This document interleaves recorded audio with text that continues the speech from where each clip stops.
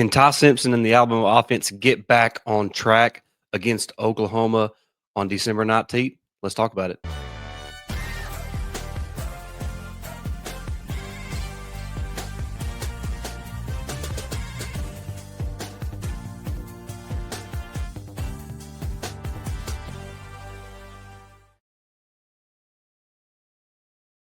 What's up, everybody? Welcome into another edition of Tide Talk Live, powered by the Believe Network. Stacey Blackwood, joined as always by my good buddy Jake Thomas, as we begin to look at this Alabama-Oklahoma matchup in the college football playoff. Excited to dive into that. Today, our major focus is on the Alabama offense against this Oklahoma defense. Of course, that's going to be the story over the next, 10 days or so leading up to that matchup there in Norman. So we're excited to dive into that. Jake, I know we've been pushing people to subscribe to the podcast side, to the YouTube side. They have done a great job of that. We want to continue to let everybody know that we appreciate that. So make sure, if you're not already, subscribe here on YouTube.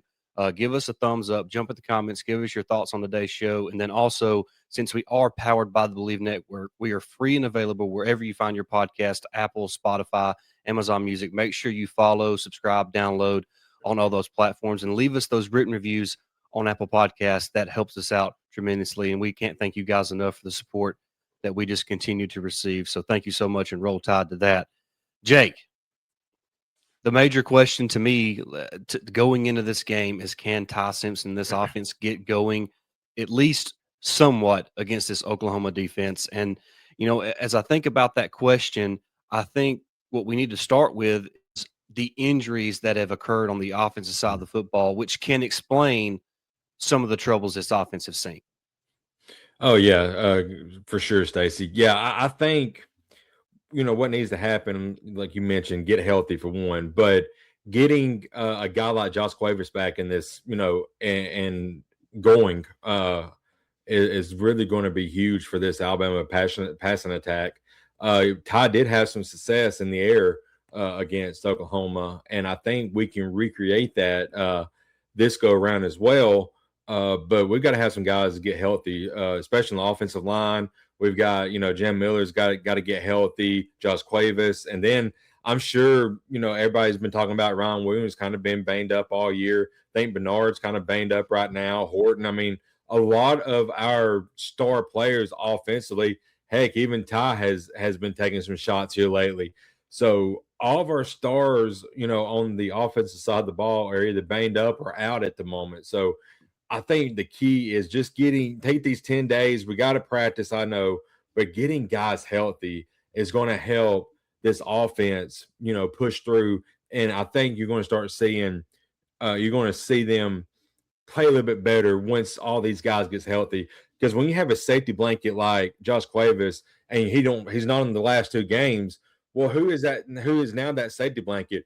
Your three options outside usually run deep routes, and you usually have a guy on the inside who covers that safety option. He's out, so now you're asking a true freshman, Kyle Edwards or Caleb Edwards, to be that guy. He's done pretty good, but he's not Josh Cuevas right now. Right. I mean, just from experience standpoint alone, I mean, it's just night and day difference between Caleb Edwards and Josh Cuevas. And the truth is, Edwards is 6'6", 270. He's not going to be able to create in space and create in the passing game the way that Cuevas can, a guy who's 6'3", 250 and just really athletic. So you're missing that aspect from the tight end, being able to make plays in the passing game. Jam Miller's great out of the backfield. I mean, he's scored wheel routes on Georgia every time he's played them, but he wasn't able to play this week against Georgia. So it's just the injuries have been really unfortunate. And you mentioned Ty Simpson's even been banged up, and I know there hasn't been anything officially reported, so we're not going to speculate on what's going on with Ty. But we've both heard from credible sources what's been going on, and it's some pretty serious stuff with Ty. He's battling through some injuries that are pretty painful.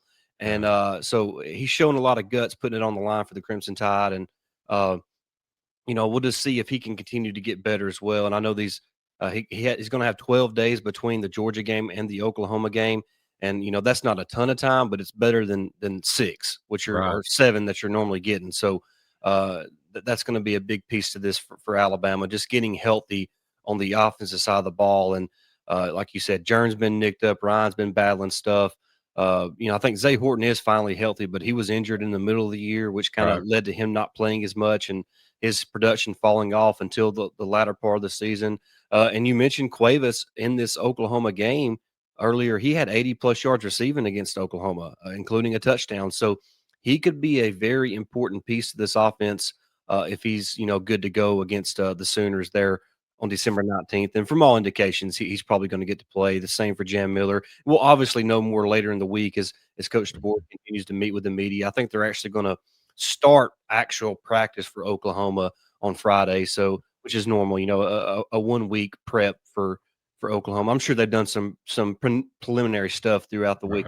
week, but as far as game week type practice, that's going to start on Friday. So, getting healthy is just key for this offense, and they're not going to be 100% come next Friday, but they're going to be a lot closer than what they've been the last 3 weeks or so, and that's going to be huge. And it just really explains and gives some perspective to why this offense has really struggled a little bit down the stretch. When you have that many guys injured, you can only say next man up so many times. And Right. and when you have and it's not just like it's at one position. You got quarterback hurt, you got a couple running backs hurt because Daniel Hill's not healthy either. I was Mhm. told if Jam Miller or Kevin Riley would have been available on Saturday, Daniel Hill wouldn't have played. That's how Mhm. nicked up he is. Right. And so you have injuries at receiver, you have injuries at tight end along the offensive line. Cam Dewberry didn't even play. Parker Bruffer's got a foot injury. So it's just at every position group. And if they can just get a little bit healthier, it's gonna make a little bit of difference on what they can do production wise on the offensive side of the football. Yeah, even just getting, at 85% is better with them probably the 60 to 65% they're playing at right now, especially Brailsford. I forgot about his injury, Stacey. I think he come off for a series or two. And so I know he's got some nagging injuries as well. So man, it's just rough. But that's what you get playing the SEC each and every week. It's mono on mono, man. Jake, I think another important piece to this game against Oklahoma from an offensive standpoint is I think making a commitment to the running game, Hmm. and while making that commitment, not being bullish about it. Right. You know, against Georgia, the bats combined for 7 carries. 7 carries. That's completely and utterly unacceptable. Yes. I mean, I don't see a scenario or a situation in any game where your running backs combine for only 7 carries. So I want Coach Grubb and the offense to make a commitment to running the football. Now, look, I don't want them to go out there and run it 45 times. I don't even want them to go out there and run it 30 times. But I Right. want them to make a concerted effort to get the ball in the hands of your running backs and try to establish some sort of run so you take some of the pressure off Ty Simpson in the passing offense. Yeah, I agree, Stacey. Just anything at this point. And I would like to see a little bit more of the jet sweeps that we saw early on in the season. We kind of did one against Georgia last week, but just the wrong time to do it, I think, on that third down play, especially going back across the opposite side of which way you come from. But yeah, I think Daniel Hill in the game before against Oklahoma, he had it had some success, 4 yards of carry and 2 touchdowns. I think again, during the Auburn game, I said in the previous show, if they can, as a team, average around 125 to 150 as a team, maybe have one guy carry most of the load and have about 75 yards. I'll be perfectly fine with that in this game, especially if either Jam or Hill can go for at least 75 yards in this game. I really like Alabama's chances because the other bats are going to get a few yards here and a few yards there, and collectively they could get to the 125, 150 yardage. Yeah, I mean, time possession is gonna be important in this game, Mhm. and we saw Alabama earlier in the year, like, being able to consistently win on 3rd down offensively, and they were able to hold on to the football and own the time of possession, and Right. that's when this Alabama team was having the most success. Yep. And lately, that has not been the case because they've really gotten to a lot of 3rd and long situations because they have not been able to consistently run the football. And the story Georgia was they get down and they abandon the run Hmm. way too early. I think they were having just enough success in the ground game early in that game with Daniel Hill and AK Deer, that they could have done a little bit better job of committing to their run and maybe taking some of that pressure off Ty in the passing game, especially when you know you're going to be set up in a lot of long third and long situations. And that's when the defense can just pin their ears back and get after the quarterback. And Ty's already taken enough beatings this year. Just making that commitment to the running game could really do some wonders for this offense. Yeah, I agree, Stacey. And I think Ty is going to have some success, like I said earlier, in this passing attack, because the secondary for Oklahoma is kind of susceptible. Now they do come with some great pressure and blitz packages, so the offensive line, if they can pick them up and keep Ty upright and Ty seeing the field really well, we can have some success, and I think we can move the ball and score more than just the 21 points that we had in this last game. Yeah, and Mhm, this Oklahoma defense is probably going to get R. Mason Thomas back. mhm. Their stud defensive lineman who's got 6.5 sacks on the year, and I don't know, he hadn't played many games, but he's been very disruptive. So he's going to be back. Yep. They can already get after you even without him. So Right. the more consistent this offense can, or more consistency this offense can have, and running the football and staying ahead of the chains, and it doesn't have to be straight downhill runs. It can be, like you mentioned, some jet sweeps. Use Mhm, the quick passing game as a kind of a alternate to a traditional run game to help mhm, this offense just stay ahead of the chains. Because when you get in 3rd and 7 or longer, this Oklahoma defense is going to get after you, and that's when the pass rush can heat up, and that's when that secondary can play a little more aggressive, and mhm. that's when turnovers happen. That's when a pick six can happen, and that's not a recipe for success for this offense. So finding a way to make a commitment to running the ball and then supplementing your running game with quick passes or jet sweeps or stuff like that to get the ball in the hands of your playmakers. Yeah, I agree, Stacey. That's a great point. The play calling, I think, has not been great in the last couple of weeks. We've talked about that, but I feel like Grubb can, he's a really talented and a good offensive minded coach. So I know he's got something that able to get this offense rolling. Just has he haven't been able to bring it out yet. So hopefully, we see him interject some quick passes, like you mentioned, maybe some quick slants, little screens, draw plays, maybe even a quarterback power we hadn't seen. We talked about using Ty's legs in the run game as well to help out. So haven't really seen much of that here lately. So hopefully he's been saving those in his bag of tricks and releases them in this game. Another part of this, Jake, for offensive success against Oklahoma, one thing they did not do in the first matchup was protect the football. Hmm. And some of it was on special teams, but you have a pick six, Ty has a sack fumble, and you're not going to beat this Oklahoma team if you're giving them the football because their Right. defense is too good. They're going to get enough stops on their own without you turning the football over. So I think protecting the football is obviously it's important every game, but especially against a team who kind of lives and dies off what their defense does because their offense is somewhat limited. It's even more important in this matchup. Yeah, I agree, Stacey. It's holding on to the ball, limiting turnover is going to be huge. Honestly, that first matchup, if we just take care of the ball, I mean, on paper, we should have won that game by 2 touchdowns. Honestly, so we know that we have the capability of beating Oklahoma. I think we can beat Oklahoma, but we've got to take care of the football, find a little bit of running game, and I think we can find some recipes for success against this Oklahoma team. Yeah, and you talked about the first matchup, and there's like a series of 5 or 6 plays in that game where if one of those went the opposite direction that it went, Alabama Mhm. wins the game. Right. And you could pick any of them, whether it's Ryan Williams fumbling on the punt return, whether it's the pick Mhm. six, whether it's the sack fumble, Mhm. whether it's the missed field goal before half. I mean, any of those go the opposite way of what they went. Just one of them, and Mhm. Alabama wins the football game. So it's just so imperative that you hold on to the football because I mentioned time of possession earlier.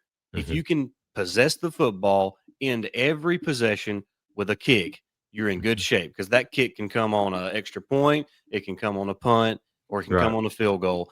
Any of those three situations against this Oklahoma defense is a positive in my books. Yep. I agree 100%, Stacy. So just protect the football, and Mhm. you're going to help yourself a tremendous amount in a matchup like this against a stingy Oklahoma defense. But you got to give Venables and this Oklahoma defense a lot of credit. That's Yep. who they are. I mean, they're about creating havoc. They're about they haven't been just ultra great at forcing turnovers this year. They did a great job against Alabama. That's not really been their mo. It's been more Right. about getting after the quarterback, forcing sacks, forcing a lot of punts and just kind of playing those back and forth games where it's a low scoring affair, so like the LSU game to end the regular season, where they probably should have lost that game, where John Mantier throws 3 interceptions, but their Mhm. defense is so good and LSU's offense was so anemic, they Yep. still found a way to win the game. So you don't want to make this an ugly matchup. And what I mean is, if you turn the football over a lot, it's going to be an ugly football game, and that's right up Oklahoma's alley. Yeah, for sure. And Oklahoma is a very capable team. Very, very good team. Brent Venables is a great defensive mind. He's got the defense humming, and Mateer has not been the same in the second half, but he's still a very capable quarterback. They have a really good running back.